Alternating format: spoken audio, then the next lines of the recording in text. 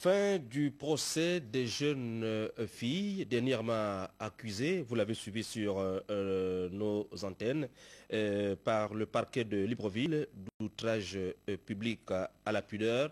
Les 3 employés et le propriétaire de la boîte de nuit Licorne ont été relaxés ce matin. Les faits qui leur étaient reprochés n'ont pas été avérés. Buagou Mikala, Joseph Biogé. Le verdict relatif au procès des jeunes femmes arrêtées et inculpées par le parquet de Libreville en début du mois en cours pour outrage public à la pudeur et des facilitations et tolérance à la prostitution vient de connaître son dénouement. Les 3 employés de la Licorne et le propriétaire de dit établissement ont été relaxés purement et simplement. Les faits qui leur étaient reprochés n'ont pas été avérés. S'agissant cette fois-ci du dossier de la boîte de nuit dénommée privée, le tribunal a requis une peine de 2 mois d'emprisonnement assortie d'un sursis. Le service des pêches et aquaculture de Mimongo, c'est dans l'Angounier, est en proie à une latente crise d'équipement matériel. Eh bien, le nettoyage des étangs se fait toujours à la machette et certains agents n'en peuvent plus. Envoyés spéciaux à Mimongo, Edgar Zembedoukaga, Victor Moununga. À l'instar d'autres villes gabonaises, Mimongo, chef-lieu du département de l'Ogoulou dans l'Angounier, compte quelques services administratifs parmi lesquels le service des pêches et aquaculture. Seulement son fonctionnement est plombé par un manque intenable d'équipement matériel, notamment destiné à l'entretien des étangs. Le service, vous voyez, c'est le service d'État. La site elle est vraiment grande, mais jusqu'alors on ne dote rien, vraiment, on travaille à main levée. Avec les machettes, on ne sait pas. On ne sait pas qu'est-ce qu'il faut faire. Qu'est-ce qu'il vous faut? Il faut vraiment au moins 2 plus sérieuses. Vous voyez, la site on nettoie seulement, la suite elle est vraiment grande. Et c'est l'État. On ne sait pas. On demande l'aide au président de la République ou bien à notre ministre nous donner vraiment un aide. Dans ce travail manuel, les 3 employés visiblement noyés dans l'étendue des tâches prennent trop de risques. Service de l'État et que on n'a pas de bottes ici là. Et nous sommes entourés de serpents par-ci par-là. Il n'y a pas de bottes. Et à l'hôpital, il n'y a pas de médicaments. Et si nous sommes mordus par un serpent ici, on va faire comment? On ne sait pas comment faire dans cette commune de Mimongo. Comme dans plusieurs autres localités du pays, ici, ces agents du service de pêche et aquaculture travaillent plus, disons trop, mais ils gagnent moins. À peine la moitié de 150 000 francs CFA décidés par le chef de l'État. L'un d'entre eux nous a même interrogé pourquoi le monde est méchant. Pour une fois, on n'a eu aucune réponse. Et puis, l'organisation non gouvernementale de notre compatriote Camélia Ntuntum sillonne dès demain le département du Komo-Monda dans l'estuaire en vue de doter les jeunes scolarisés en fourniture scolaire. L'édition 2011 est encore parrainée par Tassiana Cousin, l'épouse du footballeur international gabonais de passage dans nos locaux. Les 2 jeunes dames ont répondu aux questions de Rodrigue Tessamouanga. Donc tout ce qui est scolarisation des enfants en zone rurale. Notre marraine était déjà venue l'année dernière. Nous avions travaillé ensemble sur le volet donc accompagnement de la personne handicapée avec la Fédération des personnes handicapées. Nous avons fait le volet paludisme et là comme la fin des vacances proches, donc nous allons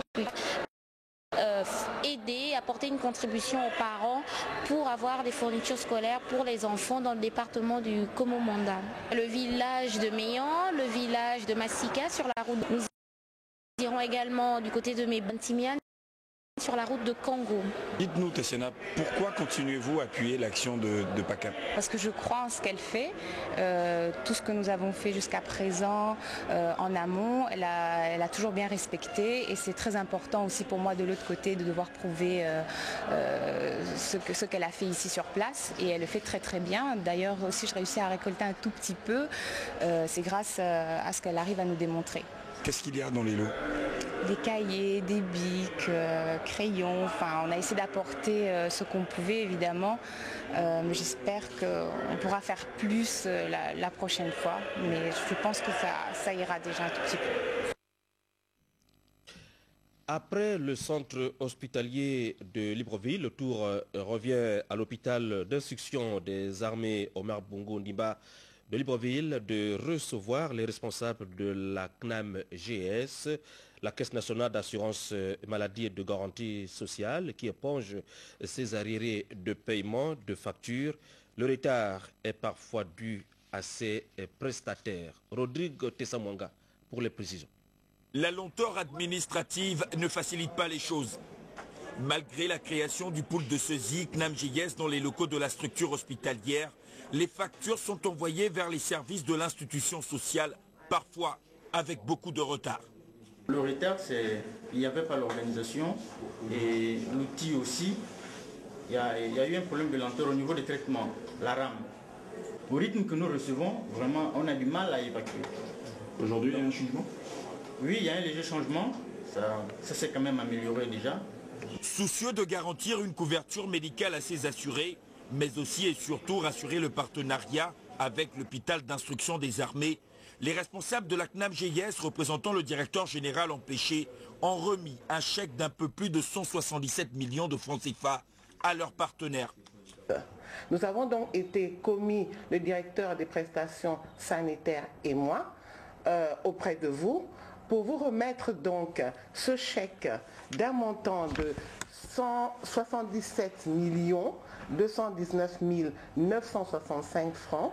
Nous ne pouvions que vous remercier et nous pensons qu'à l'avenir les choses vont aller dans le bon sens pour éviter en fait, qu'on se retrouve dans une situation comme celle-là où il y a eu une période où il y a eu énormément d'arriérés. Des 222 millions au titre des factures à payer, 44 millions de francs CFA ont été déduits pour l'acquisition du matériel d'implants orthoptiques servant à la pose des prothèses de hanches des assurés qui en avaient besoin. Connaît Ovono, faire administrations, du pression. Cette opération s'étend sur toute l'étendue du territoire. 47 pour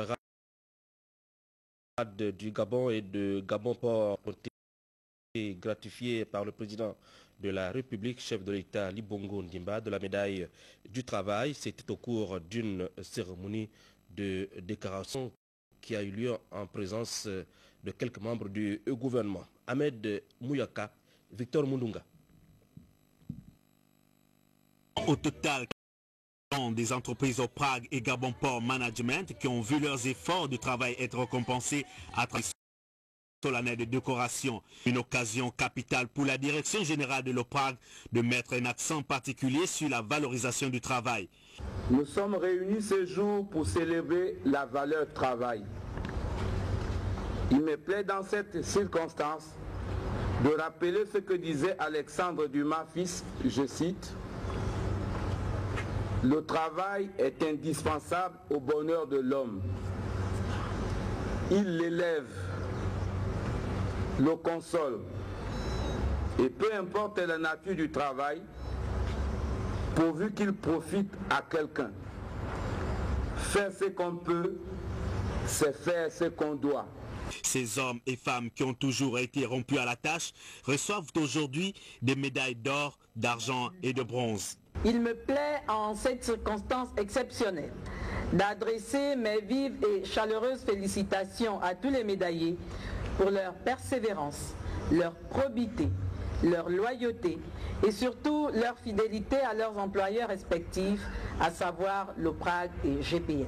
Je voudrais inviter solennellement les responsables de l'OPRAG et de GPM à mettre un accent particulier sur la formation et le perfectionnement des salariés dans le but d'optimiser leur rendement. Cet honneur qui nous échoit revient pour une grande partie à notre hiérarchie, qui a su mettre en place une organisation de travail efficace, efficiente, dont nous, les travailleurs, avons été les premiers bénéficiaires. Rappelons que cette cérémonie exceptionnelle a été organisée pour ce personnel méritant ayant totalisé 10, 20 et 30 ans d'ancienneté. Dans le cadre de ces missions, la Direction générale du Centre de développement des entreprises, le CDE, invite tous les ressortissants du Bénin, du Togo et de Côte d'Ivoire exerçant toute activité économique, commerciale et artisanale à une importante réunion le vendredi 26 août 2011 à 16h à la Chambre de commerce de Libreville. Compte tenu de l'importance de l'ordre du jour, la présence de tous est vivement souhaitée. Et puis le leader du Parti social-démocrate, nous vous l'annonçons déjà hier, M. Pierre Claver Maganga Moussavou a donné un point de presse parmi les sujets évoqués par le président du Parti social-démocrate proche de l'opposition, l'introduction de la biométrie lors de la prochaine élection législative. Nous écoutons Pierre Claver Maganga Moussavou. Introduisant par ailleurs la biométrie, a été prise en date du 11 août 2011, en plein milieu du processus d'enrôlement régulier et répétitif de chaque année des électeurs, sans être liés au processus électoral pour l'année 2011, qui n'est donc point encore engagé. La prise de l'ordonnance, dont les dispositions qui y sont contenues s'appliquent immédiatement, rend nul et de nullité absolue l'enrôlement qui se poursuit sans tenir compte de ces nouvelles dispositions. Car elle indique qu'il faut désormais introduire des données à caractère biométrique. Après maturation des divers appels à l'unité et à la cohésion de toute l'opposition pour une action concertée et soutenue, je crois, sans risque de me tromper, que cet idéal pourrait voir le jour à la prochaine rentrée politique qui devrait coïncider avec la reprise des travaux parlementaires.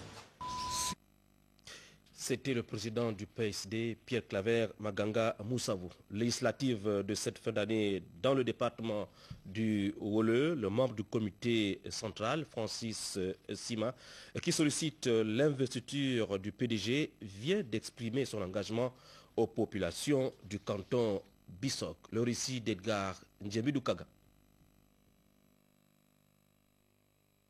Législative attendue sur le siège du département du Wele au nord du Gabon, le membre du comité central, Francis Sima, est allé consulter la base du Parti démocratique gabonais sur ses chances d'investiture et de victoire.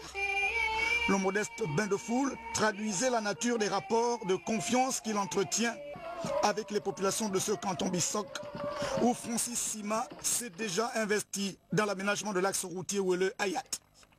En plus des actions ponctuelles d'intérêt individuel et collectif, c'est lui qui veut être le prochain député de Bissok compte une non négligeable expérience politique, puisqu'en 2007, il s'en était tiré avec 33,72% des suffrages. Au milieu des populations, Francis Sima a gardé son profil politique, déjà actif sous le règne du président fondateur du Parti démocratique gabonais, Feu Omar Bongo Ondimba. Francis Sima est venu rassurer ses parents du siège que son engagement dans la dynamique de l'émergence suscitera de la part de l'actuel chef de l'État, Ali Bongo Ondimba, des actes de portée collective.